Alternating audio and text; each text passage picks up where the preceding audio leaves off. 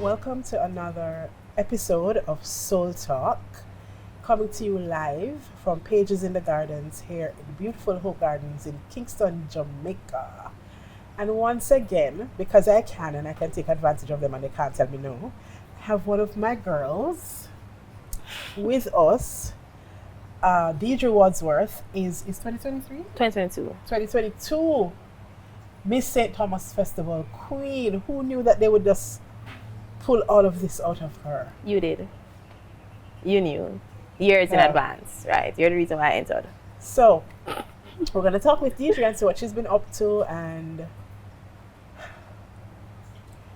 you'll see why I'm saying. You'll see. You'll see. Hi, Deidrie. Hi, how are you? So good to see you. Gonna make me feel old. I will not comment on that at all. Okay, Deidrie, tell everybody who you are. Okay, so hi everyone, my name is Deidrie Wadsworth, a proud native of St. Thomas and alumnum of the Arden High School, where I met the lovely Susan Beadle, who is literally the reason why I do a lot of what I do now. So I am actually the hall chairperson at Towers, where my focus is culture. Okay, so at Towers, what is Towers? Which hall? Where are you? Number one hall on campus at the University of the West Indies. The other halls are just there for... Like, this is the second time today we're hearing this. No, but it's true. It's true. We are the epitome of excellence, and the university knows it, and as such, they treasure us as they use us for all their activities. Number one, Hall of Halls for the past 7 years straight, and we're only 12 years old. So imagine that, right? It's also the hub of everything creative. So presently, we're the only hall and only entity in relation to UE that has been awarded at the national level at JCDC. We received the Marcus Garvey Award for the top tertiary drama school yesterday. I saw that. Yeah, yes. We did that, you know. So that's where I'm at. I'm at Towers. We do everything sports academia. I'm also Miss St. Thomas Festival Queen 2022, and I do hope to enter one more pageant, but I'm holding on to that one till I figure it out, and I'm leaving it to God to kind of direct me on that decision because I'm not too sure. Okay. And I'm also a cultural and creative industries major. I hope to make a positive impact on my nation as we are kind of trying to build the foundation in that regard, and I think I will have the necessary tool and assets when I graduate next year. So let's see how that goes. All right. So you said a whole lot. Right. So let's talk about your sojourn at Arden High School. Where to start? Where to start?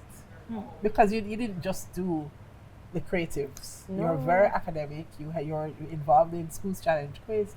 So talk about your life at Arden. So Arden High School, I believe high school is one of the best times of your life. I haven't found adulting to be very entertaining or enjoyable at all. I knew this was going to happen. So big up yourself, Deidrie at 18. You were right. But at Arden, I was involved in School Challenge quiz. I joined the team in sixth form and we came fourth and third. It was a good time period.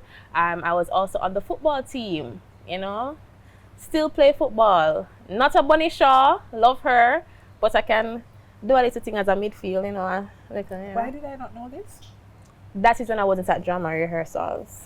Aha! Right. Okay. Yes, but I spent most of my time in the drama club, and I feel as though because of that I was able to discover new things that I didn't know I could do because I was very shy. Still, I'm afraid of the world, but less afraid, and a big part of it had to do with the drama, which had to do with Miss Beadle. All right, so you went through high school. What made you choose the area that you're studying now at university? Right, actually I wanted to do food chemistry. I wanted to be a candy factory owner, and I heard that food chemistry is horrible and everybody fails. So I decided, let me do something that I like. That's not as difficult. So I decided I was going to do cultural and creative industries because I did CAPE Unit 1, and that was the focus of Unit 1, and that was nice. CAPE what Unit 1? Performing Arts Unit 1. So I did CAPE Performing Arts Unit 1, and that made me realize that, okay, I kind of like CCIs. The business part of... And then I realized that it really wasn't as connected as I thought it was because it's very wide. And that was also eye-opening when I started university. What made you enter the Festival Queen competition? Miss Beadle. Okay, all right, let me be fair. So in 2018, Miss Beadle came to me and she was like, you know about Festival Queen? I was like, kinda. You want to enter for Kingston and St. Andrew? I think it would be a great platform for you to grow and develop. And at first, I thought of pageantry as uh, the epitome of socialization in terms of the standard of beauty of how women should look, how we should carry ourselves. And because of that, I never liked it because I wasn't tall enough. I didn't have the features of these women that I saw all the time on TV, but that's not what Festival Queen was about. And that's what I learned. Because Miss Beauty told me to think about it, I was like, okay, let me not brand all pageants the same. Right. So I took the time, I did some research, and I said I'm going to enter in the 60th year because I feel as though that would be a great year to enter. And by that time, I think I'll be more sure of myself. I'll be more sure as to why I want to do this. Because I didn't want to just enter because it's a platform of growth and development. I realized that I'd be a cultural ambassador for my parish, for my nation. And that was very important for me. I needed to know what that meant. And I took the step, and I won my parish, and then I came in the top 5. And I'm very grateful. So you won your parish. You came in the top 5 nationally. Nationally. What was the most standout moment for you in winning the parish finals? The parish finals. Okay, this is going to be so funny. Let me just say that just because Deidre says it's going to be funny does not mean it's going to be funny. Let's wait and see. Oh, geez, right. Let me reintroduce myself. I'm Deidre Wadsworth. I'm a comedian.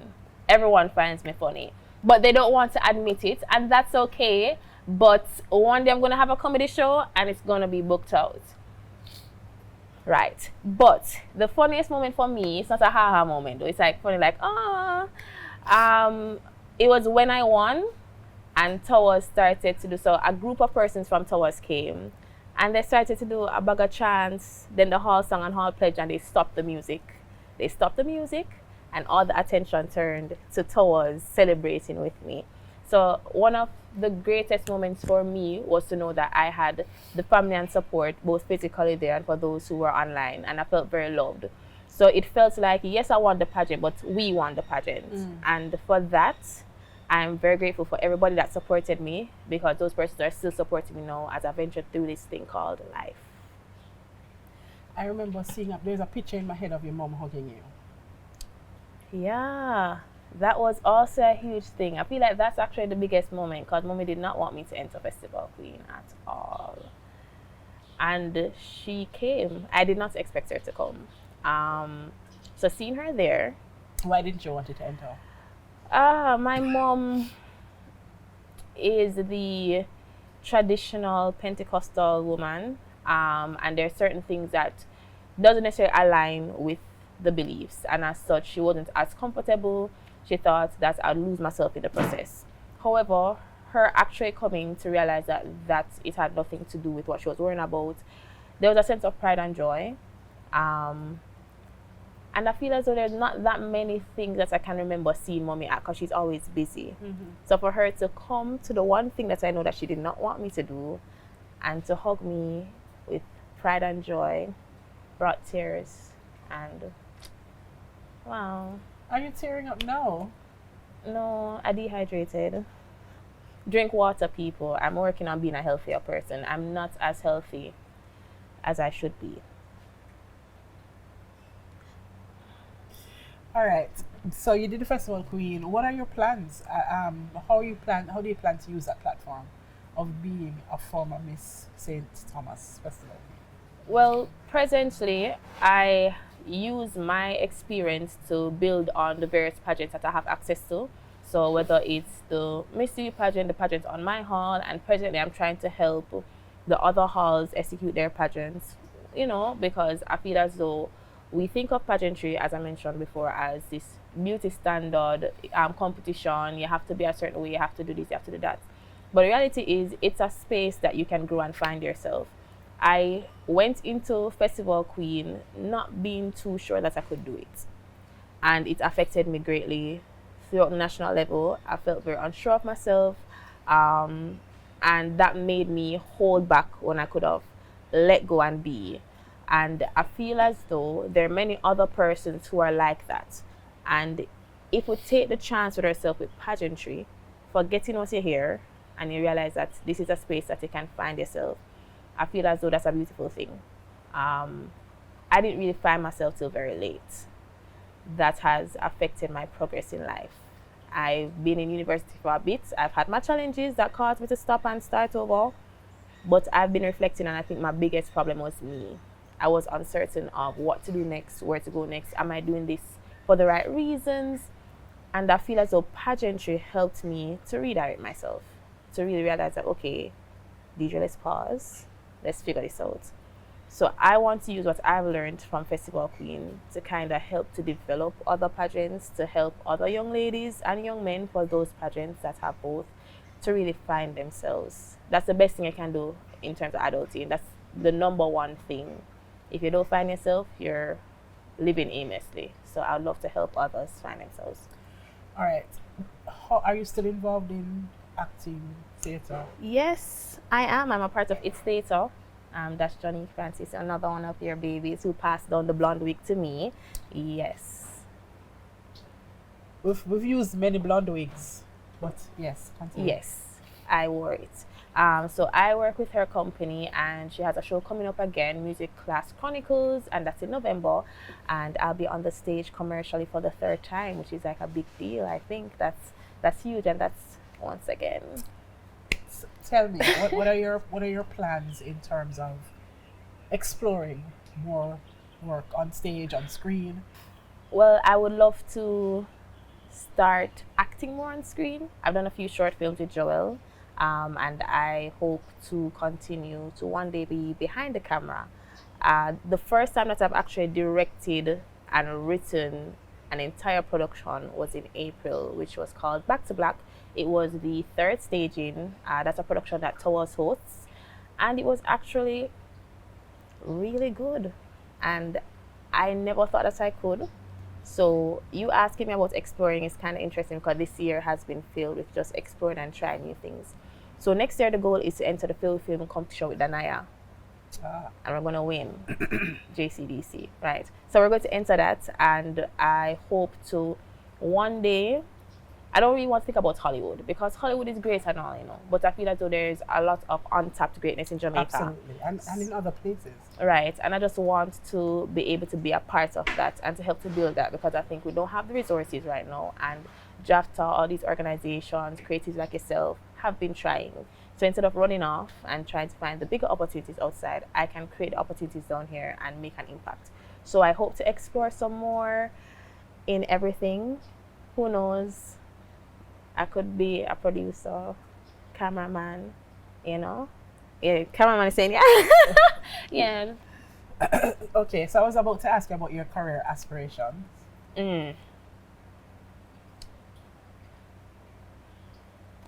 So, hear me out. I think where I'd be happy the most would be hosting, whether it's at the corporate level, whether it's on TV. I never thought that would have been something that I loved as much as I do now. It doesn't feel like work, ever. It never feels like work. And I enjoy the fact that I'm able to connect with people in such a different way. So I love to do hosting. I would love to do event planning, which I feel like I should have seen this one coming, because as early as I can remember, I remember for Daddy's, was it 50th birthday, hosted a big bash at Arden. I spent $0, and about 50 people were there, and it just went from planning the smaller details, getting the decor, getting persons to buy food to come eat, and that was so successful. 10 years ago, I was 14? Like, little 14-year-old me executing. And while my team small, that was really big for me, because my dad means everything to me, and Miss Bida knows that already. So that was the first thing that made me realize I've been doing this for a while now, comfortably. I could do this for the rest of my life. So event planning, hosting, and of course, creative ventures like acting and writing. That's what I want to do. So leaving it to a big man upstairs and everywhere to make it happen. So talk to me a little bit about your childhood.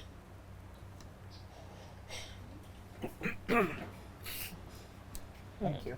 You spoke about your mom and how it was important for her, how protective she was of you, and how important it was for you that she came to the Festival Queen show.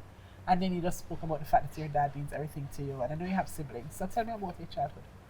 Okay, so I have 5 siblings. One married overseas now with a kid. So I'm an aunt. Yeah, I'm going to be a rich auntie. Yeah. I have an older brother who is 29. His birthday was yesterday. I have an older sister who now works in corporate. Two younger siblings. One is a head girl at Arden High School. Is she? Yeah, she is. Wow. Wow, right? And the little big head one is in grade 8 at Arden. He plays a lot of sports. And he's been managing school very well. So that's the structure of the siblings. Now, I think my childhood was pretty interesting. I don't know where to start. But I grew up in a Pentecostal home, which is a major thing that I could say was very difficult for me when I shifted in. I think it was 2021 when I stopped going to that church specifically. And that's when I realized that church was a major part of who I was, and no longer going to that church specifically or that denomination. I felt like I lost most of me. So I grew up in a church, and I had very interesting relationships with my siblings. How to answer this question now? For one, before my two younger siblings came about, my older siblings would admit that they weren't very too fancy on me, because I was the favorite child, because I was supposed to be the wash belly. People, please to plan your family life. Family planning is so important. I love my two younger siblings, but family planning is very important, just saying. But anyway, we never had the greatest of relationships growing up because of that. And it used to be them, then me. Then my younger sister came about, and I was very obsessed about the fact being a bigger sister. So I spent a lot of my time helping her study for school, combing her hair, and then our relationship went south very quickly. So I think it's really now that we're starting to bond over the fact that I coach quiz now, by the way, and she's the captain of the quiz team. So we've built a relationship since she's been in quiz for the past 4 years. But we stopped, that young lady started to hate me. I don't know where that came from or how to unpack that. And I have my little brother who I missed most of his growing up. I've been out of the house for soon 6 years. So I would have missed him from about 7 come up. And that's most of the time. Right. So I feel as though our relationship might be great, but I feel like I've been very absent, and I could have been there more. And there are lots of moments where I know that he needed me and I wasn't there for it. My older siblings and I are way better now, of course. We don't live with each other, so we don't have to argue all the time. But I realized that there's a lot of tension that we've never resolved, and it will pop up in small gatherings. But the main thing from my childhood I've learned is you have to learn to forgive people, mostly because they themselves, they never really intend to hurt you. And hurt people is way deeper than we think. We are who we are because of our past, and even when we forgive ourselves of the past, our past is still who we are. We can't run away from that.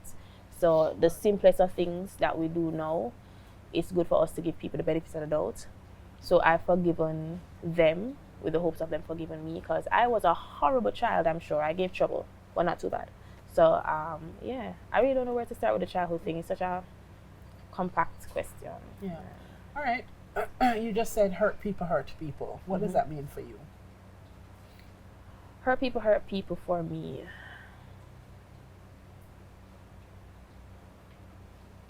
A lot of persons out there that do the most outlandish things are often the people that need somebody to just give them a hug, as simple as a hug, just to help them heal. A lot of us are traumatized, and we do things without realizing that we are probably negatively impacting someone. So we're having a bad day, and we're not considering that somebody else could be having a bad day, and we lash out at them. Hurt people also means that, where to start actually? Let me use me as an example. I'll use myself. There are some days that are way more difficult than others, as I do a lot of introspection. I love to psychoanalyze myself. I'm told that that's bad, but I think it helps me to heal, grow, and forgive. And there are some days that are harder than some, where I might have some family issues that may come up, and I might let this out on my partner, and he has nothing to do with anything.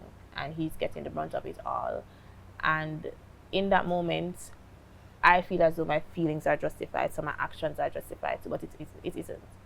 So hurt people need to identify the fact that your feelings are valid, but we'll have to try our best to express them in ways that doesn't impact people negatively, but we can't really control it. Yeah. So a lot of the bullies in high school, I look back at them and I realize that these people just needed help. I think hurt people that hurt people are crying for help, and I don't think we should be quick to turn our backs to them, if that makes sense. Yeah, and I think we're all hurt people. It's just that we don't want to accept it sometimes. And even if we have the best of qualities, we need to also accept that we're the antagonist in other people's lives. I remember in grade 9 once, I had to sit into a class, and there's a young lady that was being so rude, and I had to put her in her place, like, very quickly. And I was thinking about it. Suppose I am one of her most hurtful moments in high school, that when she looks back at it, she hated her time there. She didn't really like authority. She thought prefects used to do the most, and I'm the example. And she could live with that till the day she passes. And that is another reason why it's very good to give people the benefits of the doubt and also be patient with people. Patience is a virtue that I'm trying to learn also. Patience is needed throughout adulthood, because I'm sure I'm going to be an angry driver, and I'm working on it, because I'm going to blow that horn and I'm going to scream and tell it to come off the road. However, patience is a virtue, and I think that can make life a bit easier for people. So hurt people will hurt, because we're all hurt people, but we just need to benefit of the doubt, be patient with each other, and be patient with yourself. And and grace. Oh, grace is a whole topic. Indeed. Still not good at that. I don't know how to give myself grace. And that's another thing that made me realize too, that if you're so unsure of yourself, you're going to live life meaninglessly. That's how it meaningless. Yes. So it's good to give yourself grace. And I realized that my parents and a lot of the adults that I know that are figures in my life don't give themselves grace. And that's the reason why they're also hard on us, because you can't be making these mistakes. You have to be this perfect. We're not perfect. Everybody has their flaws. Everybody will make mistakes. Sometimes we do things that we know we're not supposed to do anyway, and we do it anyway. You still can give yourself grace. How are you able to forgive somebody else but you can't forgive yourself? Oh, that makes sense. Yeah. All this depth coming from Miss Blonde Wig. Yeah. You're growing up. I'm becoming an adult. Can you believe that? Don't expect any grandkids anytime soon though, or at all. Just letting you know. I'm not sure about that part of adulthood. Okay, so you've talked a lot about pain and hurt and difficulties in just lifing. But you're involved in the arts. How do you think being involved in the arts can be a vehicle through which some of these issues are dealt with? Back to Black 2024. So the theme for Back to Black 2024 was the Sonder effect. So that's when you realize that everybody is their own main character with their own problems in life. Because a lot of times you drive past people, because it hit me one day. I was driving past and I saw somebody having a conversation. I drove past this man. He was struggling, and we're just driving past people. And I was wondering what is happening in their lives. Because my life it's lifing. And then it made me realize that everybody's life is lifing. So that was the basis of the production. So 4 students, due to an earthquake, because we had the Baga earthquakes last year around this time. Due to the earthquake, they switched bodies, and they were forced to live each other's lives for a bit until they were able to fix the problem, which they didn't get to fix. The earthquake itself fixed the problem when they felt as though they learned enough from each other. And now I forget the question because I got so excited about Back to Black. How do I use the arts? Yes. Right. So through this, I was able to highlight varying issues that we were suffering from as young people. And at the end of the production, persons in the audience could relate. Persons in the audience were able to reflect. And a lot of persons came after and saying, no, these are things that I've been thinking about. And this play caused me to really pause for a moment and find an answer. And I think that was the most important part. Yes, the production was good, but it left an impact. Right. So I'm hoping to continue to use the arts to leave an impact, to address certain issues. So even for myself, some of the issues that I would have addressed personally is the issue of trying to be perfect and fit in. And a lot of us struggle with that. We just don't want to admit it. And the goal is now to accept the fact that I cannot fit in. Right. And there's a space that I am to be in. And that's a space that I need to curate and embrace. So the art right now is definitely an avenue for me to even let go the deepest of fears. For Talawa 2023, we did a play called Emotions, and it looked at the life of a young girl who, when she was younger, she was molested by her stepfather, but she pushed through, became valedictorian, went through to university, mashed up everything, but she couldn't get a job. And then the one person that kept her close was her mom. And her mom actually passed because of the abuse from her stepfather. So the stepfather was abusing the mother and the daughter. She left and she escaped, went off to university, did her best, came back home to a dying mom. That in itself looked at the fact that a lot of us are who we are because of our past. Right. And we can't really escape it unless we are brave enough to embrace it. So, yeah. Wow. Who would have known? Deidre's all grown up. Growing up. Yeah. Growing up. And I know that this conversation has impacted somebody. So I thank you for being here. Thank you for having me. And we'll probably have her back, because it sounds like there's so much more that we could unpack. There is. This has been another episode of Soul Talk here at the beautiful Pages in the Gardens at Hope Botanical Gardens in Kingston, Jamaica. We look forward to bringing you many, many more of these conversations that we're hoping will inspire you. And see you next time. See you next time. Bye.